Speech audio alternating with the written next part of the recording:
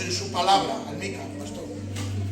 Para eso está. Así que rápidamente, capítulo 4 del libro de Marcos, los que lo hayan leído ya saben de qué va el tema, ¿vale? Los que lo hayan leído. Y en este capítulo vamos a hablar de algunas parábolas. De cada 4 enseñanzas más o menos que daba Jesús, una de ellas eran parábolas. Una parábola es un relato breve contado como un ejemplo para ilustrar una verdad espiritual. Es un relato para contar algo, contando como una historia de que algo que acontecía. Bien, y con eso nos enseña una verdad espiritual. Normalmente para las parábolas Jesucristo utilizaba escenas conocidas por las personas a las cuales él se las contaba. Hablaba de pastores con ovejas, hablaba de pescas, de redes, hablaba de temas de siembras. En una palabra, si vendría Jesús aquí y nos contaría a nosotros una parábola, seguramente que hablaría del mercadillo, de ir a buscar chatarra. Igual, pues el Señor, para ilustrarnos una verdad, vendría y nos diría, por ejemplo, y iba un pobrecico al mercado a marcar, y su familia no le hizo caso, pero había allí un señor que no lo conocía de nada y le dejó un cacho. Por ejemplo, pues ese tipo de parábolas es las que utilizaba con el pueblo. Les hablaba de la siembra, les hablaba de la pesca, cosas que ellos entendían, pero que encerraban verdades espirituales. Y este método de enseñanza, la parábola, tiene varios propósitos, y uno de ellos es que la palabra debe ser meditada y pensada. La palabra encierra misterios que no están a simple vista, que hay que ser meditados. Y en esa meditación y en pensar, ¿qué querrá decir esto? ¿Por qué ha dicho aquí esto? Y cuando uno se interesa por esa parábola o esa palabra que parece que está algo escondida, ahí viene el Espíritu Santo y nos empieza a iluminar y a bendecirnos por medio de esa palabra, o en este caso de estas parábolas. Y la primera parábola que habla el capítulo 4, como bien decía nuestro hermano José, la parábola del sembrador. Jesús contó una parábola acerca de 4 clases de tierra que representan 4 corazones que reciben la palabra de Dios. Dice, una parte cayó junto al camino y vinieron las aves del cielo y se lo comieron. Otra parte cayó en pedregales, pero salió el sol y porque no tenía raíz, se secó. Otra parte cayó en espinos y crecieron y la ahogaron y no dio fruto. Pero otra parte cayó en buena tierra, dio fruto, produjo a 30, 60 y al 100 por uno. Solo una clase de tierra, un tipo de corazón, hermanos, fue la que produjo de 4 que se le sembraron. Las 4 recibieron la misma palabra. Las 4 recibieron lo mismo, la misma semilla, pero solo una dio fruto. ¿Qué fallaba? ¿La semilla? No. El sembrador da igual, porque un sembrador que sale a sembrar no tiene, entre comillas, el mérito, porque él va lanzando la semilla. No es que él, por lanzarla de una manera o de otra, va a dar más fruto o va a ser más bendecida la semilla. No, el sembrador la va lanzando, pero la semilla no es la que falla. La que falla es el corazón, que por diversas causas no están recibiendo la palabra de Dios. Por diversas causas. Y es más, Cristo mismo, unos versículos más adelante, en Marcos 15 en adelante, explica el porqué de las parábolas. Y dice, estos, los que están junto al camino, en quienes se les siembra la palabra, pero después que la oyen, enseguida viene Satanás y quita la palabra que sembró en sus corazones. Hay palabra que está siendo robada. Hay semilla de Dios que está siendo robada de nuestra tierra, de nuestro corazón. Dice Juan 10:10, el ladrón no viene sino para hurtar y matar y destruir. El ladrón está para hurtar, y el hurtar es un descuido. Y es que a veces, sin darnos cuenta, perdemos aquello que hemos recibido de Dios. Esa bendición que Dios nos ha dado, sin darnos cuenta, la hemos perdido, nos ha sido hurtada. Por eso dice el Señor: orad y velad. No solamente hay que orar, sino hay que velar. ¿Para qué hay que velar? Pues estar atentos para no perder la bendición que Dios deposita en nuestros corazones. El que hurta va al descuido. Que nada nos robe la palabra de Dios. No nos dejemos robar. Amén. Porque debemos de dar fruto. La siguiente tierra eran pedregales, no tienen raíz, de corta duración, dice el Señor. Recibieron la palabra con gozo los que estaban en pedregales. La recibieron. ¡Ay, qué alegría! ¡Ay, qué bien! Si es una palabra preciosa, si trae bendición, ¡ay, qué bien! Pero dice el Señor, son de corta duración, porque cuando viene la tribulación o la persecución a causa de la palabra, luego tropiezan. Y estaba hablando de otro tipo de personas, que son los cristianos de plástico o cristianos de cristal, finitos, que al mínimo golpe se rompen. Hay juegos de las hermanas, de tazas, que las tienen en la vitrina puestas, y a no ser que venga del pastor para arriba, no las sacan. Tiene que ser del pastor para arriba. ¿Por qué? Porque se rompen. Están ahí puestas en las vitrinas, ¿vale? Esas son para ocasiones. Pero luego están las de batalla. Compras un bote de estos de nocilla, luego lo fregas, lo pones allí. Y son los de batalla, ¿vale? Que están ahí. Hermanos, la palabra nos dice que somos vasos de barro. Que no somos de exposición. Que no somos para estar ahí guardaditos. Que tenemos que estar hechos para todo trote. Y que no se te meta otra cosa en la cabeza, ni te creas que esta vida es una vida de rosas. Sí, cuando eres joven parece que hay menos problemas, pero según vas madurando te das cuenta que esta vida da cardos y espinos. Y que como no estés curado contra ello y te vayas haciendo la idea que hay que luchar, que se trata esta vida de luchar, no con nuestras fuerzas, sino con las fuerzas que nos da el Señor, vas a ser un cristiano de plástico o de cristal, que al mínimo tropiezo recibes la palabra, pero no das fruto. No da fruto. El Señor no nos ocultó nada. Jesucristo lo dijo bien claro: en el mundo tendréis aflicción. No nos dijo: en el mundo os va a ir de las mil maravillas. No vais a tener enfermedad y vais a tener siempre un carro de billetes en el bolsillo. Eso no nos dijo. Nos dijo que tendríamos aflicción, hermanos. Pero escuchar, en medio de la aflicción tenemos su ayuda. En medio del apuro, Él está con nosotros. Y aunque estemos pasando por pruebas y dificultades, Dios es fiel y verdadero, que su fuerza no nos va a faltar, en el nombre de Jesús. Por eso en el mundo tendréis aflicción, pero confiad. Un cristiano tiene que saber que hay problemas, pero que confía en Él, que espera en Él, que está diciendo: Señor, mira que no puedo, pero yo sé que tú me vas a dar fuerzas. Y los que hemos pasado por algún problema más que otro, hemos visto la mano de Dios. Así que no nos pase como los pedregales. Vamos a fortalecernos en el Señor y en el poder de su fuerza. Y la siguiente, rápidamente, era plantada entre espinos. Son los que oyen la palabra, y dice el mismo Jesús en Marcos 4:18: pero los afanes de este siglo, el engaño de las riquezas y las codicias, los ahogan. Afanes, codicias y riquezas. Es que hay gente que está en este mundo y se cree que va a ganar el mundo. Se cree que va a ganar el mundo. Pero que es que no. El mundo nos ahoga. Cuando yo quiero ganar el mundo me ahoga. Aquí no debo de ganar nada. Ya lo tengo todo ganado por Él. Porque por su misericordia nos da entrada al cielo, entrada a su presencia. Ya no tengo que ganar nada. Ahora lo que tengo que hacer, entre comillas, es relajarme y ponerme en sus manos, porque esta vida pasa y luego viene la mejor en el nombre de Jesús.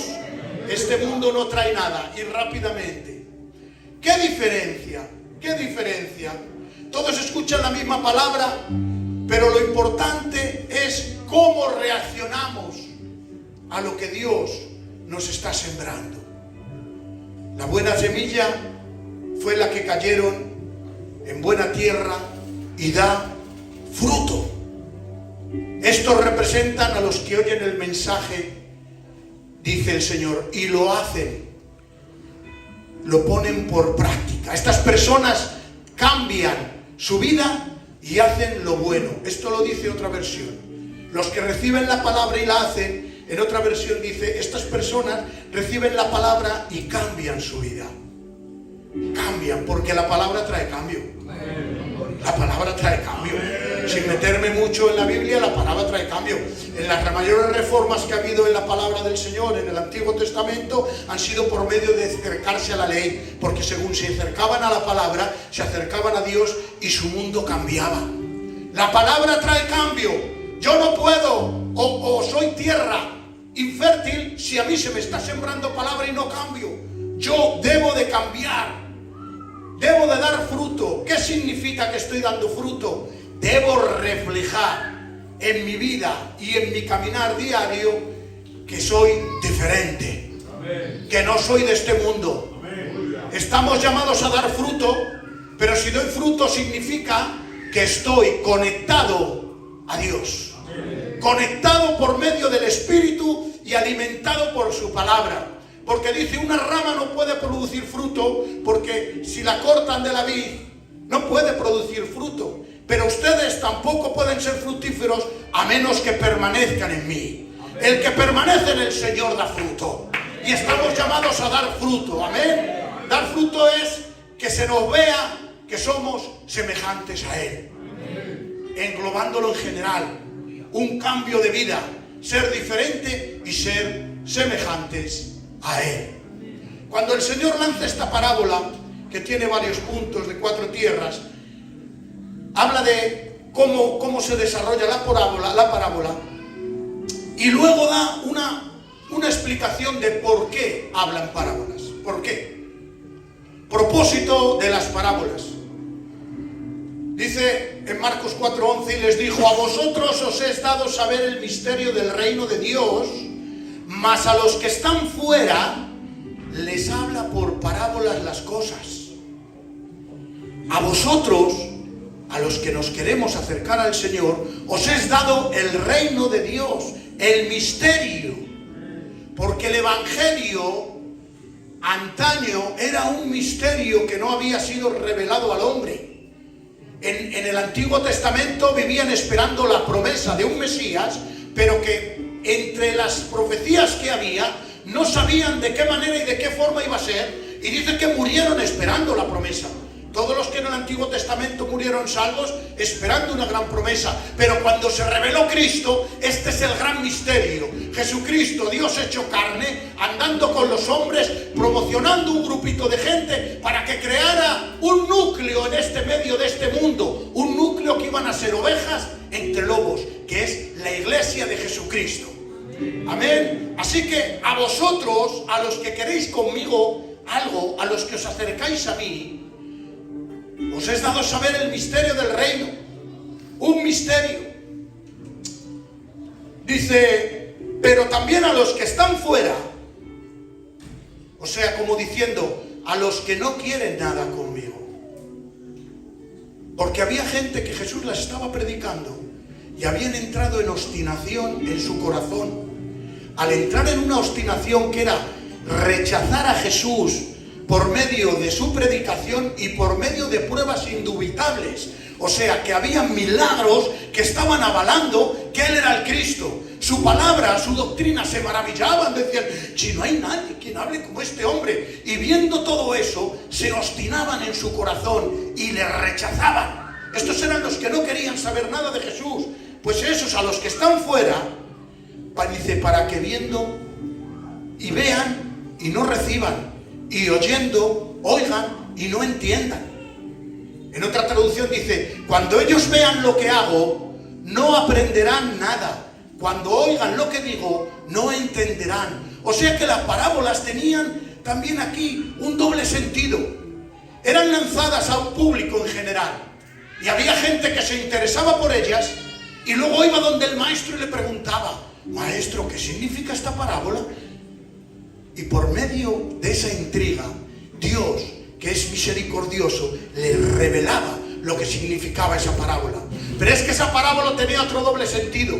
Para los obstinados, para los que le rechazaban viendo las pruebas indubitables, les había caído un juicio sobre ellos que ya no podían ser salvos. Es más, esas parábolas eran para que viendo vean menos y para que escuchando escuchen menos, porque esto les va a servir a ellos como aquel de tropezadero. Los planes y los secretos y las dispensaciones de Dios están escondidos para la humanidad. Para la humanidad pecadora, que todavía no ha recibido a Dios ni quiere recibirlo, los planes de Dios y todo lo que Dios tiene preparado está velado y escondido. Son secretos, pero Dios revela su verdad a los que desean andar en ella, a los que se interesan en decir: ¿qué quiere decir esto? ¿Por qué habrá dicho esto? Y ahí, como decíamos antes, el Espíritu Santo nos revela la verdad del Evangelio. Aquellos que ya han cerrado sus ojos y oídos, ¿por qué? Porque se han obstinado en no querer creer, no se darán cuenta del significado y por lo tanto ni se arrepentirán ni recibirán el perdón de sus pecados. Jesús fue enviado a proclamar la palabra de Dios a un pueblo que no estaba dispuesto a escucharle, porque a lo suyo fue, y los suyos, que era su pueblo, dice que no le recibieron. En su mayoría no le recibieron. O sea que fue enviado a un sitio a predicar a los que no estaban dispuestos a escucharle. De ahí el resultado de su predicación. La palabra de Dios anunciada, al no ser escuchada ni obedecida, dejó a sus oyentes más ciegos y endurecidos de lo que habían estado antes de oírla. Porque la palabra del Señor no va a él vacía, y va a hacer una labor y no vuelve a él vacía. Así que nosotros, dice, los que queremos algo con él, dice, a vosotros son revelados los misterios del reino. A nosotros nos ha sido revelado la mayor grandeza que existe en todo el universo, que es la venida de Jesucristo, la venida del Evangelio, el Evangelio de salvación. Nos ha sido revelado un misterio oculto durante muchos siglos, pero por la gracia del Señor hoy está a nuestro alcance en el nombre de Jesús. Así que, hermanos, los que veían y se condenaban era por eso. ¿Vale? Hay que dejarlo esto más porque no se puede uno enredar más, que nos enredamos. Sigue Marcos 4:21, la luz debajo del almud. Un almud era como tipo una mesa o algo así parecido. Dice, ¿acaso se trae la luz para ponerla debajo del almud o debajo de la cama? ¿No es para ponerla en un candelero? Y Cristo esto se lo dice a sus apóstoles y a sus discípulos. Y esto es para los que estamos dando fruto. Esta palabra es para los que estamos dando fruto. Nos dice Jesús, estás dando fruto, estás recibiendo la semilla, como esta parábola que he estado hablando. Pues ahora que tienes luz para dar, no te metas debajo de la cama y ni te escondas. ¿Vale? Hemos recibido la palabra de Dios, la luz que ilumina nuestro camino. Y dice, una lámpara no se lo colocan en lugar alto, una lámpara. No se va a esconder, tiene que estar donde alumbre, y vosotros habéis recibido la luz. Así que, hermanos, Cristo les estaba diciendo a ellos, no os escondáis ni tengáis miedo. Vosotros podéis ser los faros que alumbren para los que estén confundidos, puedan seguir mi camino. Eso es lo que les estaba diciendo a ellos. Lo que ocurre es que de momento los apóstoles estaban un poco verdes y la mayoría de cosas no las entendían. Todo esto que Jesús les estaba contando, no lo llegaban todavía a comprender, hasta que no vino el Espíritu Santo, que les reveló toda la verdad. Ellos se mantenían ahí diciendo, como dijo Pedro, ¿a dónde vamos a ir si tú tienes palabras de vida eterna? Pero realmente no entendían lo que les estaba diciendo. Pero ya les estaba diciendo, vosotros vais a alumbrar, no os escondáis, salir como un faro. La parábola del crecimiento de la semilla, en Marcos 4:26 decía: así es el reino de Dios, cuando un hombre echa semilla sobre la tierra. Ahora no dice que es el sembrador, porque el sembrador es Cristo. Ahora dice que hay un hombre echando semilla. Claramente les está reflejando: va a llegar el día que vosotros tendréis que echar la semilla. Gloria a Dios. Vosotros vais a ser los que vais a tener que echarla. Y los está preparando.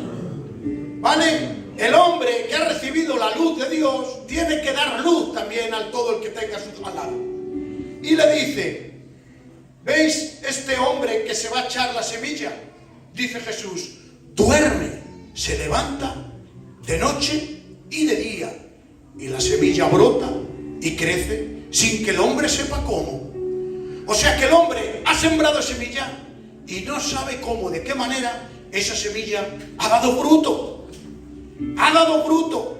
Porque el ser humano hoy en día no ha mandado ángeles, ni arcángeles, ni querubines, ni serafines que estén aquí predicando la palabra. Al Señor en su beneplácito le vino bien contar con el polvo de la tierra, ponernos delante de los hombres, a cualquiera que quiera estar ahí, y predicar el mensaje de la palabra. Nos hizo copartícipes de su gloria, pero también de su reino y del trabajo que hay. Por su misericordia nos puso ahí, ¿vale?, responsables de sembrar en el reino. A la iglesia se le dio la gran comisión. La gran comisión era ir a todos los pueblos y predicar la palabra del Señor, para que el que se arrepienta sea bautizado en el nombre de Jesús. Así que al hombre se le dio esa responsabilidad. Y el hombre siembra, pero solo Dios es el que garantiza el resultado. Amén. Por mucho que me empeñe yo en sembrar, crece, crece, venga, crece, crece. Y ahora tú, pastor, crece, crece, y no crece nada. Y tú, pastor, tienes que echarte así para atrás, como el Josué, haciendo así breakdance. Te vas para atrás y dices: Señor, tú lo sabes todo. Tú lo sabes todo. ¿Vale? Unos siembran, otros riegan, pero Dios es el que da el crecimiento. Y lo que les está enseñando Jesús a estos discípulos es que va a llegar un día que vosotros sembraréis, pero no sabéis cómo. El que da el fruto es Dios. Vosotros no os preocupéis del fruto que va a dar. Eso le corresponde a Dios, porque todo lo de dar fruto es obra de Él. Y después les habla, fíjense la miaja de parábola, el carro de cosas que hay. Les habla de cómo crece una vida espiritual. Dice: primero, ese fruto que ha sido sembrado por el hombre da hierba, luego espiga, después grano lleno de la espiga. O sea que primero es una hierba que si la ves no vale para nada, ¿vale? Luego es una espiga que crece para arriba y luego empieza a tener grano esa espiga. Esto nos recuerda la parábola del sembrador, ¿se acuerdan? Dice: y la buena tierra dio fruto al 30, al 60 y al 100 por uno. Yo digo, uno que está dando fruto al 30% es buena tierra. Uno que está dando fruto al 30% es buena tierra. La palabra dice que sí. La buena tierra da fruto al 30, al 60 y al 100. Que está dando fruto al 30, ya, pero es buena tierra, porque ha empezado a dar fruto.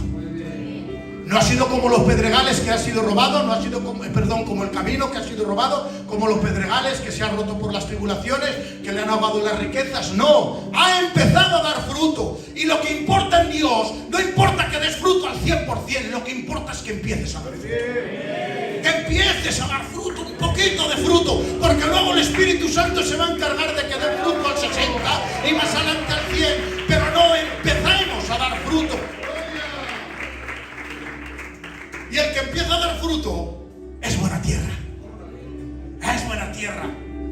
Amén. El creyente también enseña a Dios. Se me ha ido todo para allá, 50 leguas. Ya lo encuentro. También enseña que el creyente, porque dice que primero viene la hierba, luego la espiga, luego el grano. Crecimiento espiritual gradual. No quieras en 4 días que te salgan alas y salgas volando. Joven, si estás empezando, espera en los caminos de Dios.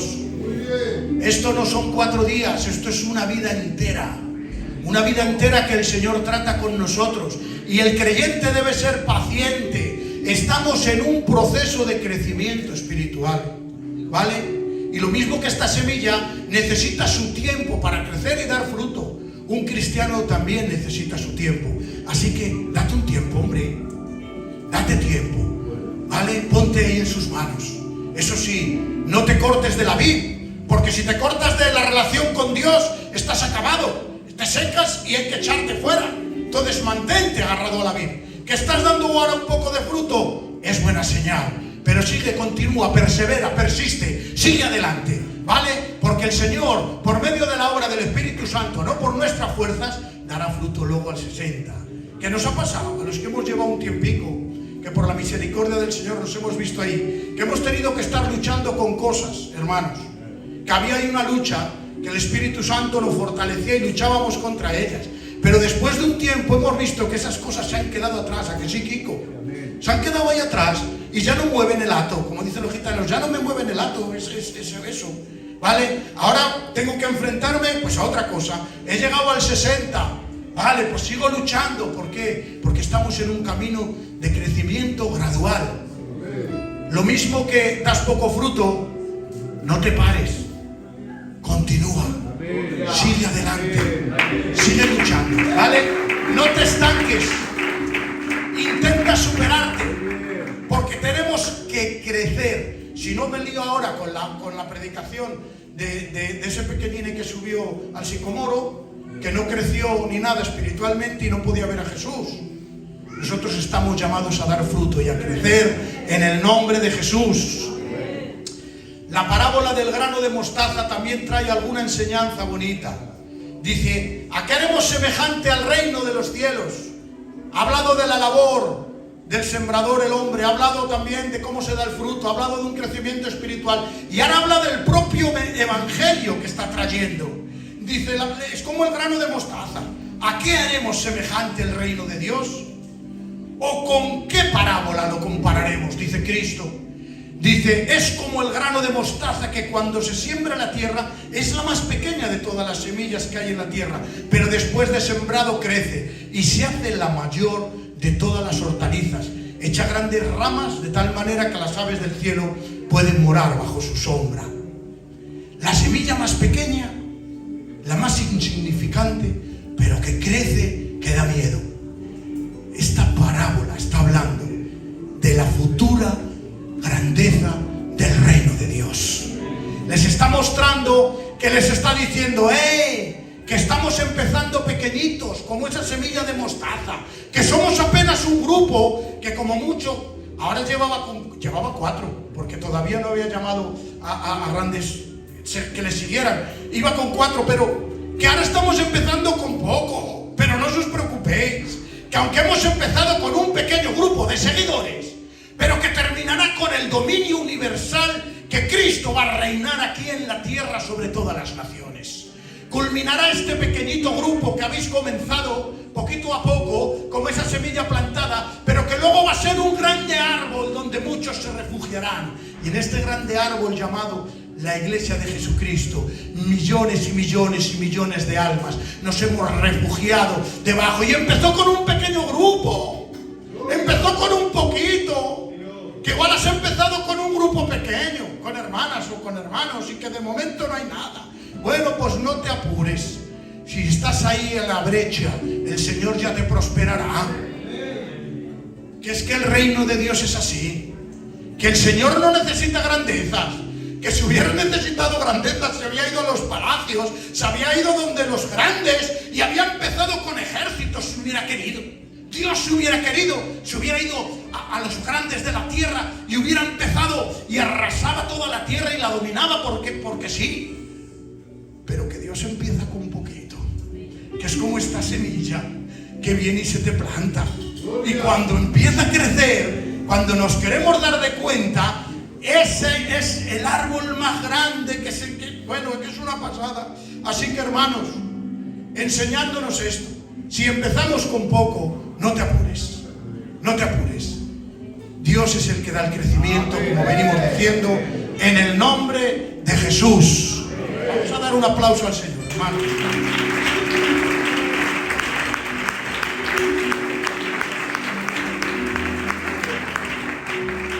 Miren, ya Jesús, porque el libro de Marcos es como un pequeño resumen, Lucas y Mateo hablan más de parábolas, aquí Marcos es un pequeño resumen, deja ya las parábolas a un lado. Y vemos un pequeño retazo de Jesús calma la tormenta. Jesús calma la tormenta. Habíamos visto cómo en el anterior pasaje de la otra semana, cómo Jesús se puso en pie en la barca, reprendió a los mares y a los vientos y se calmaron. ¿Vale? Ya conocen toda la historia. Jesús estaba en la barca con sus discípulos en medio de la mar, se levantó una gran tormenta. Esta era una tempestad muy grande, no era cualquier cosa. Ellos eran marineros aguerridos, llevaban toda su vida pescando, conocían el mar de Galilea más que su casa, porque estaban allí todos los días, muchas horas. O sea que no les sorprendió esa tormenta, pero que debía ser muy grande, ¿vale? Pues porque les sobrepasaba, ¿vale? De tal manera que la tempestad les trajo pánico que los dominó. Marcos 4:40 dice: ¿por qué estáis así amedrentados? ¿Cómo no tenéis fe? En otro evangelio, aquí en este mismo relato, les llama: sois hombres de poca fe. Jesús les recrimina: ¿por qué tenéis miedo? ¿Qué os pasa? Jesús aquí está contrastando que la fe os ha robado, el miedo os ha robado la fe. Y contrasta. Aquí la fe significa confianza en el poder de Dios para enfrentar un problema. Esta fe que está hablando, no tenéis fe. ¿Veis que el mar se quieta y que se mueve la barca y os veis ahí como que vais a... Y el miedo y el pánico os lleva? No tenéis fe. Marcos 4:41 dice: y levantándose reprendió el viento y dijo al mar: calla, enmudece. Y cesó el viento y se hizo grande bonanza. Entonces temieron con gran temor y se decían el uno al otro: ¿quién es este que aun el viento y el mar le obedecen? Se asombraban. Israel, el pueblo de Israel, durante muchos siglos, habían estado leyendo los salmos, y había unos salmos que decían, hablaban de Dios: tú tienes dominio sobre la bravura del mar, cuando se levantan las olas tú las sosiegas. Esto lo cantaban y se lo tenían hasta memorizado. Decían: Jehová en la altura es más poderoso que el estruendo de las muchas aguas, más que las recias olas del mar. Esto eran salmos que ellos tenían interiorizados, pero que a la hora de la verdad se quedaron en salmos que cantaban, pero no se lo creían ni lo interiorizaron. Los discípulos pensarían en este momento: he aquí en este barco que está con nosotros, que es carne y hueso, Jesús, que es hombre, quien con su palabra de mando ha hecho lo mismo que los salmos de nuestro Dios, ha hecho lo mismo. Así que los discípulos tenían miedo de Jesús, ya no de lo que les acontecía. Se asombraron, atemorizados también, de que decían: ¿quién es este hombre?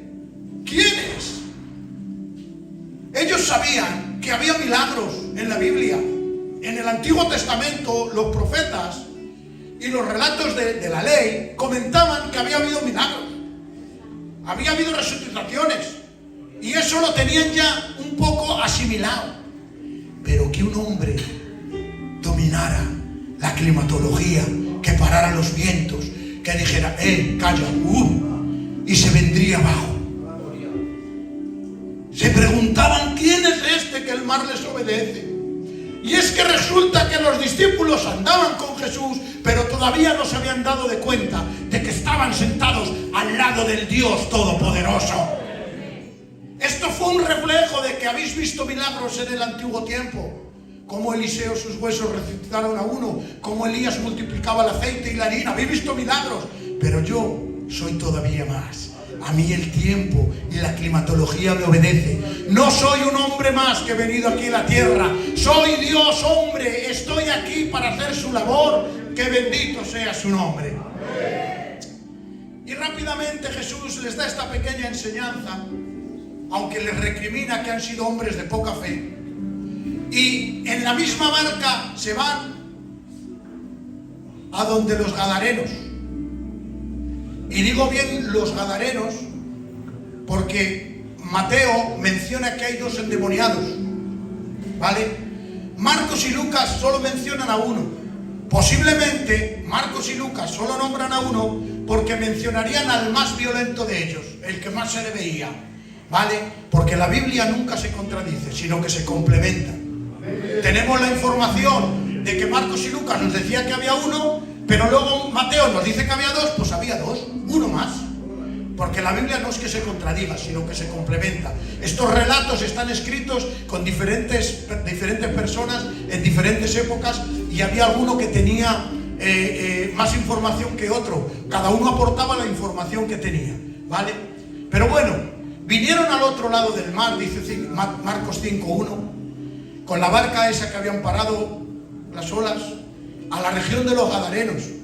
Gadara era una ciudad de la región de la Decápolis. La Decápolis eran 10 ciudades, ¿vale? 10 ciudades que estaban formados por un gobierno independiente. Era como que era de Israel, pero se gobernaban entre ellos. Tenían sus propios dirigentes y formaban una alianza entre las 10 ciudades.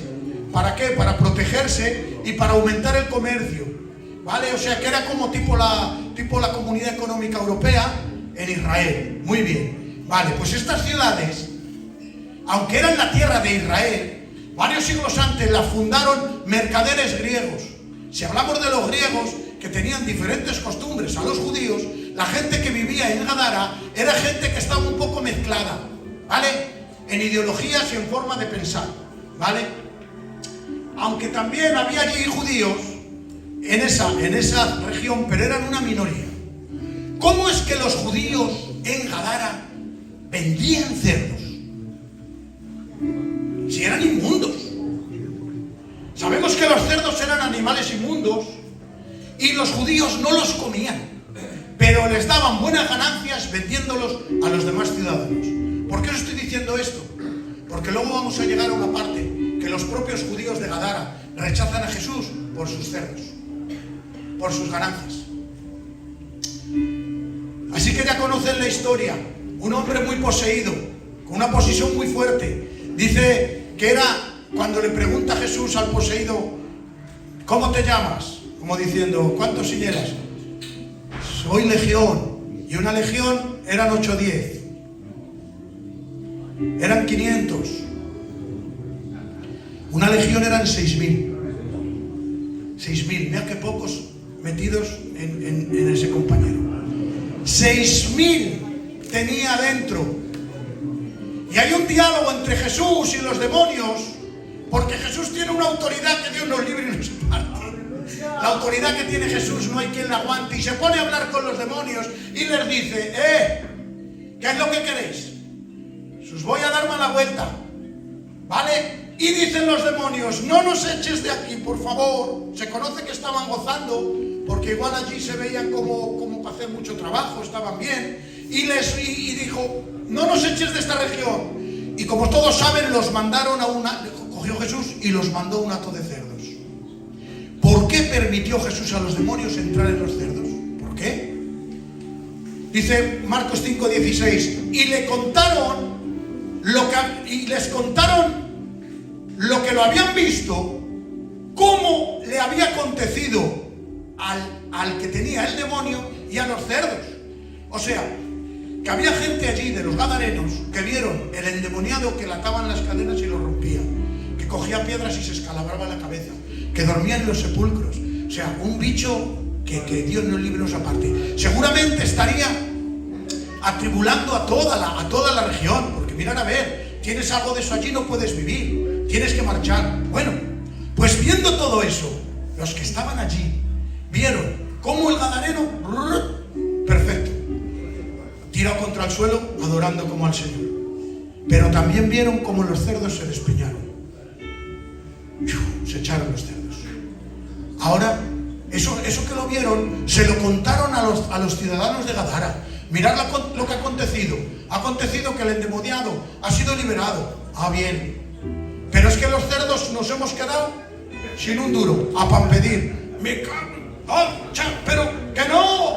¿Y saben lo que le dicen a Jesús cuando va allí a su tierra? Que va allí a ver si alguien le quiere escuchar y a ver si alguien quiere acercarse a su doctrina. Dice, y comenzaron a rogarle que se fuera de sus contornos.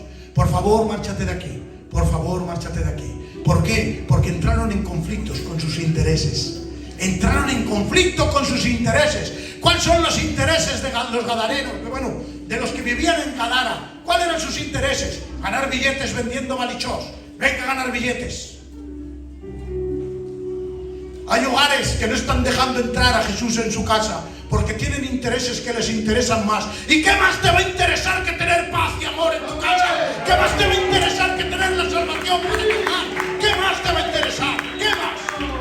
¿Qué más te va a interesar? Intereses. ¿Qué intereses hay aquí? Señores, ¿cómo vas a echar a Jesús de tu casa?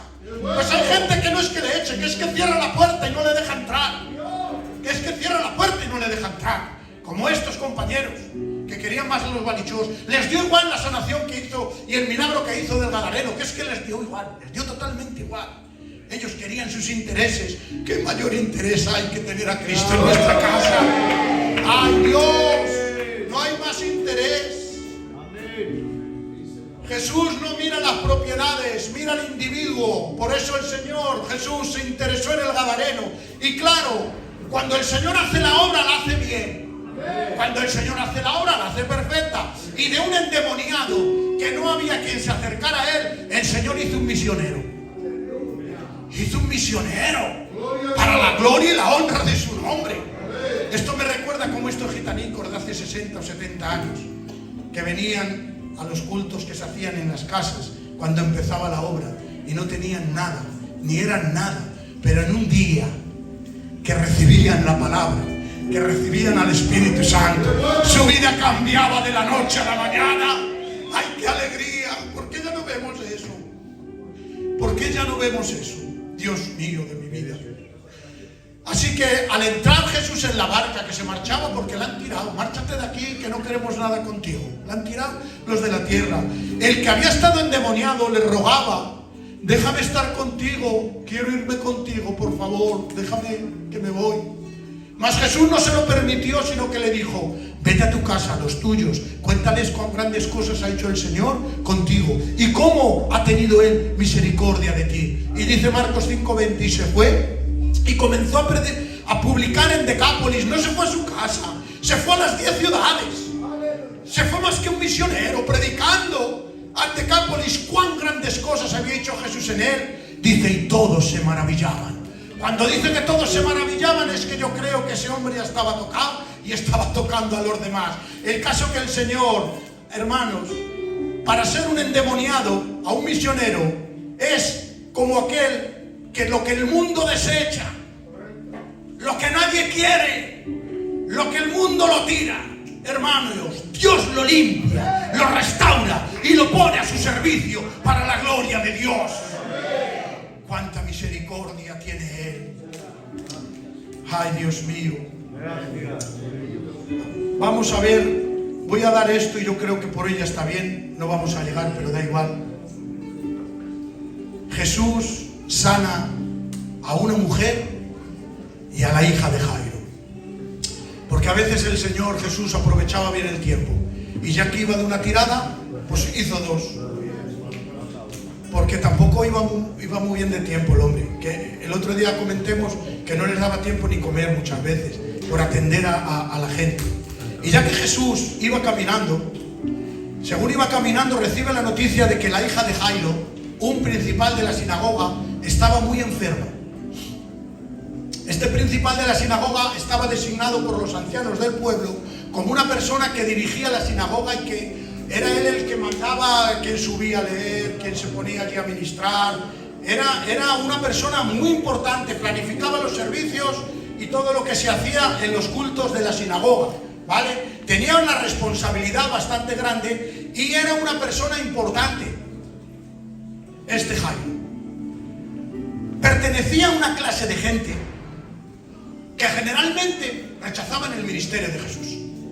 Los que eran de su clase y eran de esa alcurnia, de esa forma y de esa manera como él, que eran dirigentes en Israel, dirigentes judíos, rechazaban el ministerio de Jesús, no creían en él, ¿vale?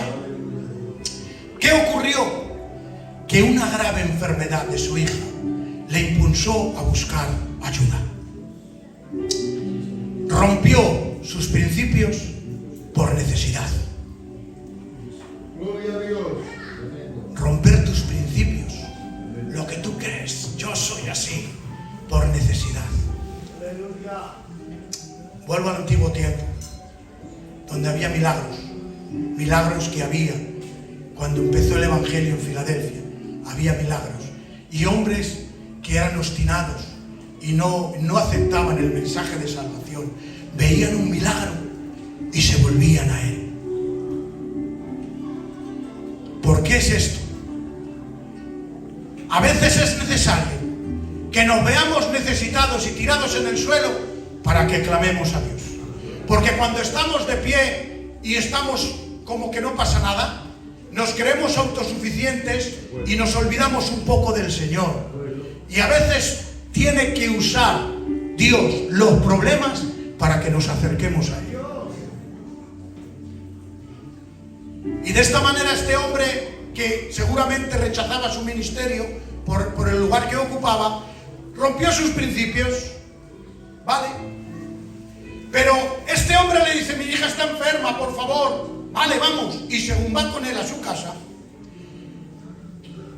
fue detenido por una mujer empobrecida que también necesitaba curación y sanación. Así que este relato habla del caso de una mujer desesperada que llevaba 12 años desahuciada por todos los médicos. Su enfermedad la hacía ceremonialmente inmunda, no podía acercarse a la gente ni tocar a la gente. La ley la obligaba a divorciarse de su marido porque era inmunda continuamente, no podía vivir en su casa y no debía ponerse en contacto ni con sus amigos ni con su familia. Estaba excluida de la sociedad esta mujer, excluida de la sociedad, expulsada de la sinagoga, no podía ir al templo. Sin embargo, ella, que ya estaba la pobre deshecha, 12 años, se había arruinado mirando todos los médicos, 12 años, pero ella creyó en su corazón, tuvo fe: si tocare tan solo el borde de su manto, si solo me acercara y tocara el borde de su manto. Pero había un problema, señores: no se podía presentar delante de Jesús porque la ley se lo impedía. La ley le impedía acercarse a Jesús porque era inmunda.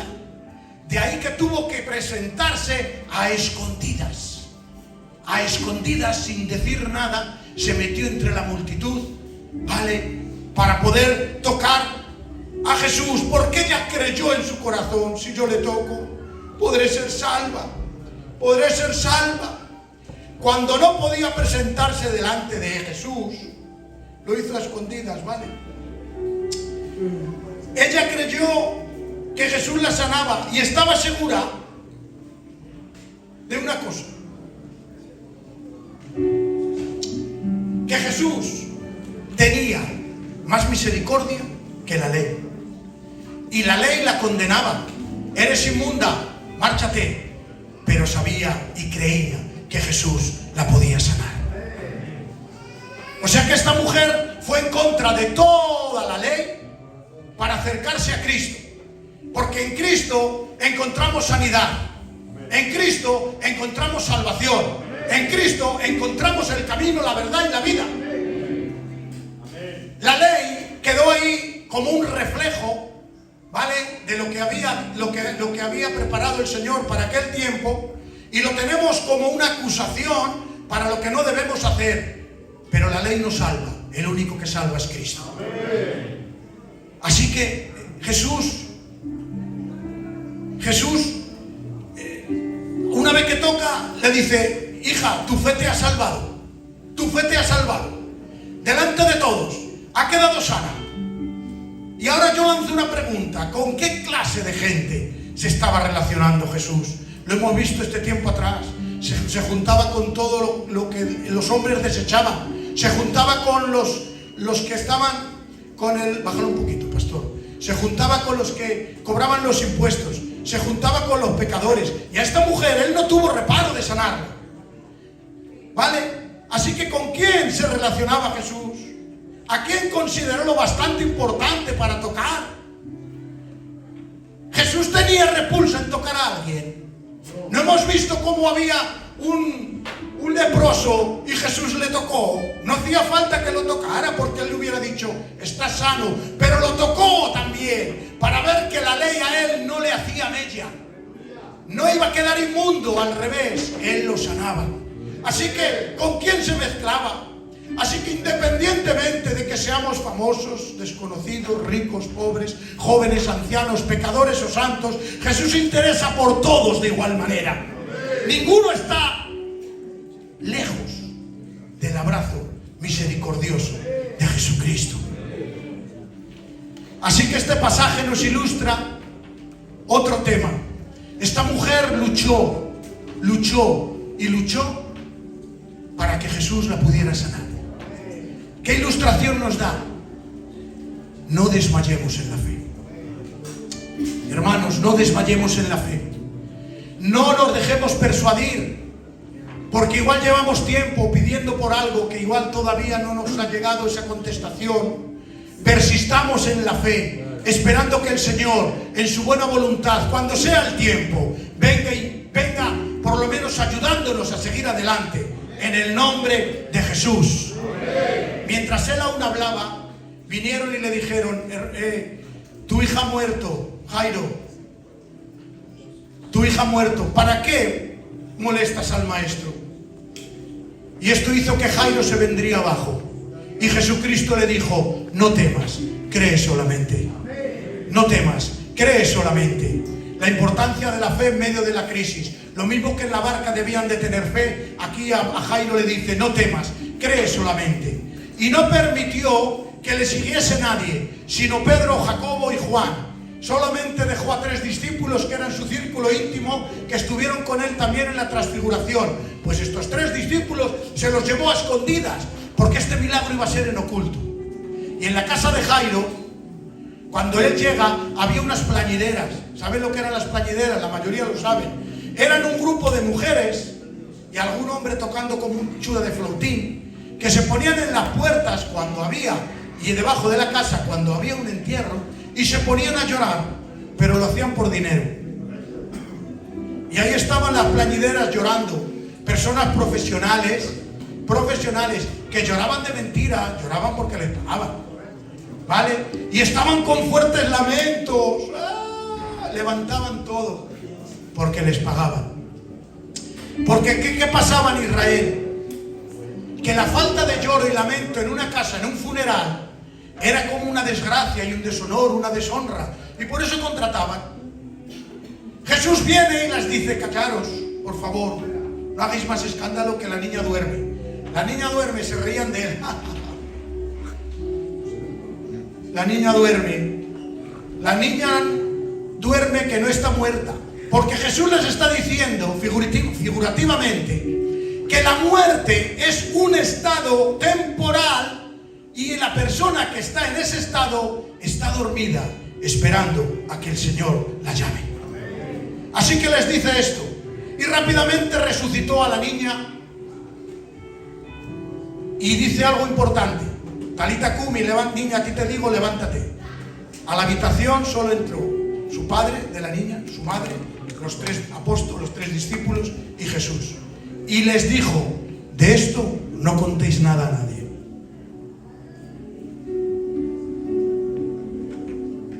¿Saben lo que pasaba? Que Jesús estaba comenzando su ministerio y no no le venía bien una popularidad extrema, porque una explosión de júbilo podría inferir en su ministerio de enseñanza y quizás podía precipitarse una crisis antes de que completara su obra, porque él vino a completar una obra. Por eso cuando murió en la cruz dijo: consumado es. Aparte que completó toda la obra en la cruz del Calvario, trayéndonos toda la salvación, la limpieza de los pecados, nos redimió, nos justificó. Aparte de todo eso, también cumplió la obra aquí en la tierra que Dios le había mandado.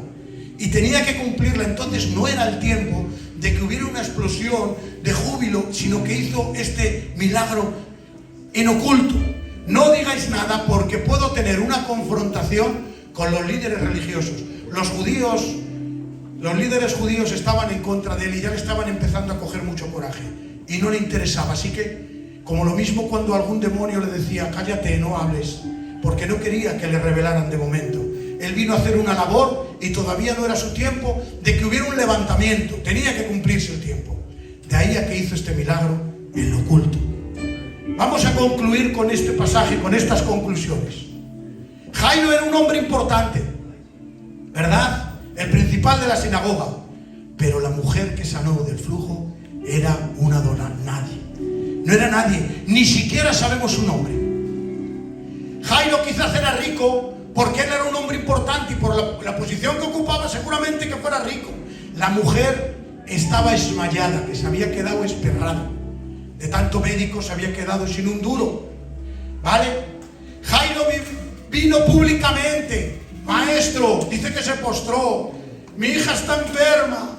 La mujer vino en secreto, que no me vea nadie. Fíjense en el mismo pasaje. La mujer fue sanada de inmediato, tocó el manto y recibió la sanidad.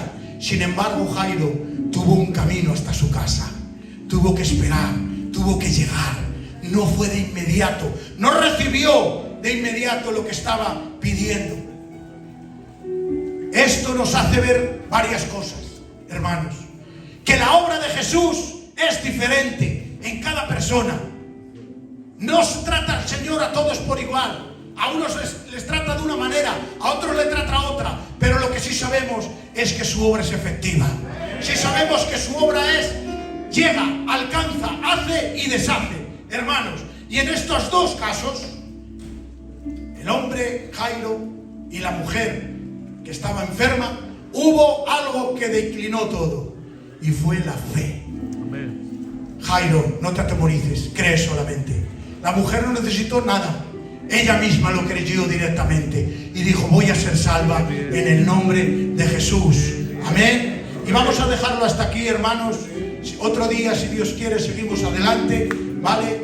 Hasta aquí lo vamos a dejar. Vamos a seguir leyendo la palabra del Señor en el nombre de Jesús. Amén. Vamos a darle un aplauso para Dios y que Dios bendiga.